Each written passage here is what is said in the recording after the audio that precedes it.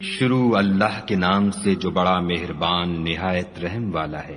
ہم نے نوح کو ان کی قوم کی طرف بھیجا کہ پیشتر اس کے کہ ان پر درد دینے والا عذاب واقع ہو اپنی قوم کو ہدایت کر دو۔ انہوں نے کہا کہ بھائیو، میں تم کو کھلے طور پر نصیحت کرتا ہوں کہ خدا کی عبادت کرو اور اس سے ڈرو اور میرا کہا مانو۔ وہ تمہارے گناہ بخش دے گا اور موت کے وقت مقرر تک تم کو مہلت عطا کرے گا۔ جب خدا کا مقرر کیا ہوا وقت آ جاتا ہے تو تاخیر نہیں ہوتی، کاش تم جانتے ہوتے۔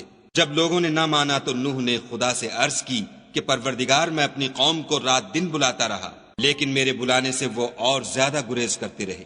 جب میں نے ان کو بلایا کہ توبہ کریں اور تو ان کو معاف فرمائے تو انہوں نے اپنے کانوں میں انگلیاں دے لی اور کپڑے اوڑھ لیے اور اڑ گئے اور اکڑ بیٹھے۔ پھر میں ان کو کھلے طور پر بھی بلاتا رہا اور ظاہر اور پوشیدہ ہر طرح سمجھاتا رہا، اور کہا کہ اپنے پروردگار سے معافی مانگو کہ وہ بڑا معاف کرنے والا ہے۔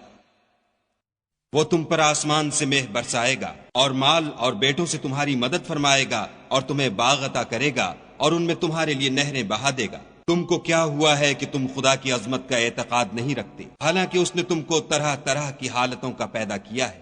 کیا تم نے نہیں دیکھا کہ خدا نے 7 آسمان کیسے اوپر تلے بنائے ہیں، اور چاند کو ان میں زمین کا نور بنایا ہے اور سورج کو چراغ ٹھہرایا ہے، اور خدا ہی نے تم کو زمین سے پیدا کیا ہے، پھر اسی میں تمہیں لوٹا دے گا اور اسی سے تم کو نکال کھڑا کرے گا۔ اور خدا ہی نے زمین کو تمہارے لیے فرش بنایا تاکہ اس کے بڑے بڑے کشادہ رستوں میں چلو پھرو۔ اس کے بعد نوح نے عرض کی کہ میرے پروردگار، یہ لوگ میرے کہنے پر نہیں چلے اور ایسوں کے تابع ہوئے ہیں جن کو ان کے مال اور اولاد نے نقصان کے سوا کچھ فائدہ نہیں دیا، اور وہ بڑی بڑی چالیں چلے اور کہنے لگے کہ اپنے معبودوں کو ہرگز نہ چھوڑنا، اور ودہ اور سوا اور یغوس اور یعوق اور نصر کو کبھی ترک نہ کرنا۔ پروردگار، انہوں نے بہت لوگوں کو گمراہ کر دیا ہے، تو ان کو اور گمراہ کر دے۔ آخر وہ اپنے گناہوں کے سبب پہلے غرقاب کر دیے گئے، پھر آگ میں ڈال دیے گئے، تو انہوں نے خدا کے سوا کسی کو اپنا مددگار نہ پایا۔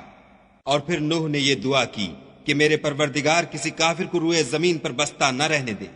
اگر تو ان کو رہنے دے گا تو تیرے بندوں کو گمراہ کریں گے، اور ان سے جو اولاد ہوگی وہ بھی بدکار اور ناشکر گزار ہوگی۔ اے میرے پروردگار، مجھ کو اور میرے ماں باپ کو اور جو ایمان لا کر میرے گھر میں آئے اس کو اور تمام ایمان والے مردوں اور ایمان والی عورتوں کو معاف فرما، اور ظالم لوگوں کے لیے اور زیادہ تباہی بڑھا۔